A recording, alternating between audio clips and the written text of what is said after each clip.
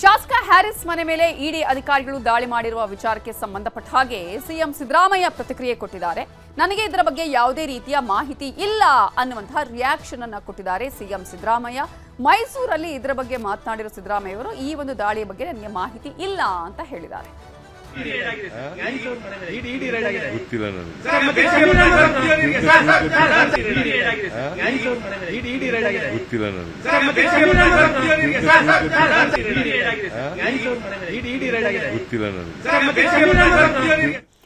ಇನ್ನು ಶಾಸಕ ಹ್ಯಾರಿಸ್ ಹಾಗೆಯೇ ನಲಪಾಡ್ ಮೇಲೆ ಇಡಿ ದಾಳಿ ಆದಂತಹ ಪ್ರಕರಣಕ್ಕೆ ಸಂಬಂಧಪಟ್ಟ ಹಾಗೆ ಸಚಿವ ಪ್ರಿಯಾಂಕ್ ಖರ್ಗೆ ಈಗ ರಿಯಾಕ್ಷನ್ ಅನ್ನ ಕೊಟ್ಟಿದ್ದಾರೆ.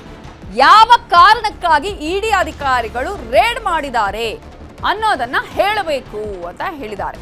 ಬಿಟ್ ಕಾಯಿನ್ ಸಂಬಂಧ ಟಾರ್ಗೆಟ್ ಮಾಡಿದ್ದಾರೆ. ಆದ್ರೆ ಇಲ್ಲಿ ಬಿಜೆಪಿಯ ದೊಡ್ಡವರ ಮನೆ ಮೇಲೂ ರೇಡ್ ಆಗಬೇಕಾಗಿತ್ತು. ಬಿಜೆಪಿಯವರಿಗೂ ಬಿಟ್ ಕಾಯಿನ್ ನ ವ್ಯವಹಾರದ ನಂಟಿದೆ ಅಂತ ಹೇಳಿ ಸಚಿವ ಪ್ರಿಯಾಂಕ್ ಖರ್ಗೆ ಹೇಳಿದ್ದಾರೆ. ದೊಡ್ಡವರು ಯಾರು ಅನ್ನೋದು ಚಾರ್ಜ್ ಶೀಟ್ ನಲ್ಲಿದೆ. ಐಟಿ, ಇಡಿ, ಸಿಬಿಐ ಕೇಂದ್ರ ಸರ್ಕಾರದ ಕೈಗೊಂಬೆಯಾಗಿದ್ದು ಕೇಂದ್ರದ ವಿರುದ್ಧ ಕಿಡಿಕಾರಿದ್ದಾರೆ ಸಚಿವ ಪ್ರಿಯಾಂಕ್ ಖರ್ಗೆ ಅವರು. ಕೇವಲ ಕಾಂಗ್ರೆಸ್ನವರನ್ನ ಮಾತ್ರ ಟಾರ್ಗೆಟ್ ಮಾಡೋದಲ್ಲ, ಬಿಜೆಪಿಯ ದೊಡ್ಡವರು ಕೂಡ ಇದರಲ್ಲಿದ್ದಾರೆ. ಅದರಲ್ಲಿ ಚಾರ್ಜ್ ಶೀಟ್ನಲ್ಲಿ ಅವರ ಹೆಸರನ್ನ ಕೂಡ ಉಲ್ಲೇಖ ಮಾಡಲಾಗಿದೆ ಅನ್ನೋದನ್ನ ಈಗ ಸಚಿವರಾಗಿರುವ ಪ್ರಿಯಾಂಕ್ ಖರ್ಗೆ ಹೇಳ್ತಾನೆ ಕೇಂದ್ರದ ವಿರುದ್ಧ ಕಿಡಿಕಾರಿದ್ದಾರೆ. ಆಗಿ ಅವ್ರದ್ದು ಇವ್ರದ್ದು ಫ್ರೆಂಡ್ಶಿಪ್ ಇತ್ತು ಅಂತಲೂ ಕೂಡ ಹೇಳಿದರು. ಅದ್ಯಾವುದೋ ಒಂದು ಗಲಾಟೆ ಸಂದರ್ಭದಲ್ಲೂ ಕೂಡ ಅದರಲ್ಲಿ ಅವ್ರು ಭಾಗಿಯಾಗಿರಲಿಲ್ಲ, ಆದ್ರೂ ಕೂಡ ಅವ್ರ ಹೆಸರು ಸೇರಿಸಿದ್ದಾರೆ ಅಂತ ಹೇಳಿದರು. ಬಟ್ ಇದು ಐಟಿ ಇಡಿ ಎಲ್ಲ ರೇಡ್ ಆಗ್ತಾ ಇರೋದು ಆ ವಿಚಾರಕ್ಕೂ ಬೇರೆ ವಿಚಾರಕ್ಕೂ ಗೊತ್ತಿಲ್ಲ. ನೋಡೋಣ ಏನಿದೆ ಅಂತ. ಅವ್ರ ಸ್ಪಷ್ಟ ಅವರ ಇಡಿ ಅವ್ರು ಹೇಳಬೇಕಲ್ಲ, ಇದೇ ಕಾರಣಕ್ಕೆ ಆಗ್ತಾ ಇದೆ, ಅದೇ ಕಾರಣಕ್ಕೆ ಆಗ್ತಾ ಇದೆ ಅಂತ. ಅದೇನಿದೆ ಬರಲಿ ಹೊರಗಡೆ. ಆದರೆ ಬಿಟ್ಕಾಯಿನ್ ಸಂಬಂಧಿಸಿದಂತೆ ಟಾರ್ಗೆಟೆಡ್ ಆಗಿ ಇವ್ರು ಮಾಡ್ತಾ ಇದ್ರೆ ಇವತ್ತು ಬಹಳ ಬೇರೆ ದೊಡ್ಡವ್ರ ಮನೆಗೂ ಆಗ್ಬೇಕಾಗಿತ್ತು. ಶಾಸಕ ಹ್ಯಾರಿಸ್ ಮನೆ ಮೇಲೆ ಇಡಿ ಅಧಿಕಾರಿಗಳು ದಾಳಿ ಮಾಡಿರುವ ವಿಚಾರಕ್ಕೆ ಸಂಬಂಧಪಟ್ಟ ಹಾಗೆ ಬೆಂಗಳೂರಲ್ಲಿ ಕೇಂದ್ರ ಸಚಿವೆ ಶೋಭಾ ಕರಂದ್ಲಾಜೆ ಮಾತಾಡಿದ್ದಾರೆ. ಕಾಂಗ್ರೆಸ್ ನಿರಂತರವಾಗಿ ಆರ್ಥಿಕ ಅಪರಾಧ ಮಾಡ್ತಾನೆ ಬಂದಿದೆ. ಅದರಲ್ಲಿ ಬಿಟ್ ಕಾಯಿನ್ ಕೂಡ ಒಂದು. ಇಡಿ ಮಾಹಿತಿ ಇಲ್ಲದೆ ರೇಡ್ ಮಾಡಲ್ಲ. ಈ ಕಾಂಗ್ರೆಸ್ ಸರ್ಕಾರ ಭ್ರಷ್ಟ ಕಾಂಗ್ರೆಸ್ ಸರ್ಕಾರ ಅಂತ ಶೋಭಾ ಕರಂದ್ಲಾಜೆ ಕಾಂಗ್ರೆಸ್ ಮೇಲೆ ಕಿಡಿಕಾರಿದ್ದಾರೆ. ಇನ್ನು ಬಿಜೆಪಿ ಶಾಸಕ ಅಶ್ವಥ್ ನಾರಾಯಣ್ ಕೂಡ ಮಾತಾಡಿದ್ದಾರೆ. ನಿರಂತರವಾಗಿ ಆರ್ಥಿಕ ಅಪರಾಧಗಳನ್ನ ಕಾಂಗ್ರೆಸ್ ಮಾಡ್ತಾನೆ ಬಂದಿದೆ.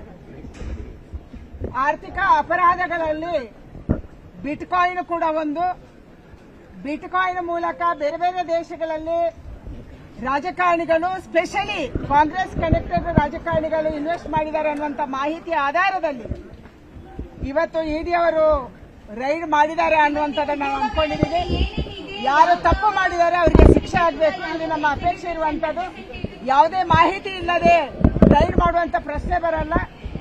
ಎಲ್ಲದರಲ್ಲಿ ಪೊಲಿಟಿಕ್ಸ್ ಅನ್ನು ಕಂಡು ಹುಡುಕುವಂತ ಮತ್ತು ತಪ್ಪಿಸಿಕೊಳ್ಳುವಂತ, ಜಾರಿಕೊಳ್ಳುವಂತ ಒಂದು ಪಾರ್ಟಿ ಅಂದ್ರೆ ಅದು ಕಾಂಗ್ರೆಸ್ ಪಾರ್ಟಿ.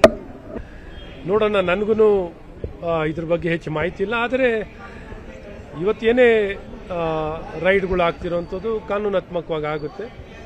ಆ ಒಂದು ರೈಡ್ಗಳು ನಡೆಯುತ್ತೆ. ಕಾದು ನೋಡುವ ಏನು ಯಾವ ಉದ್ದೇಶಕ್ಕಾಗಿ ಈ ರೈಡ್ಗಳಾಗಿರೋಂಥದ್ದು ಮಾಹಿತಿ ನಮಗೆ ಸಿಗುವಂಥದ್ದಾಗುತ್ತೆ. ಈ ಮುಂಚೆನೇ ಯಾವ ಉದ್ದೇಶಕ್ಕಾಗಿದೆ ಅಂತ ನಾನು ಹೇಳೋಕ್ಕಾಗಲ್ಲ, ಅದನ್ನು ಇಲಾಖೆಯವರು ಹೇಳೋಕ್ಕಾಗುತ್ತೆ.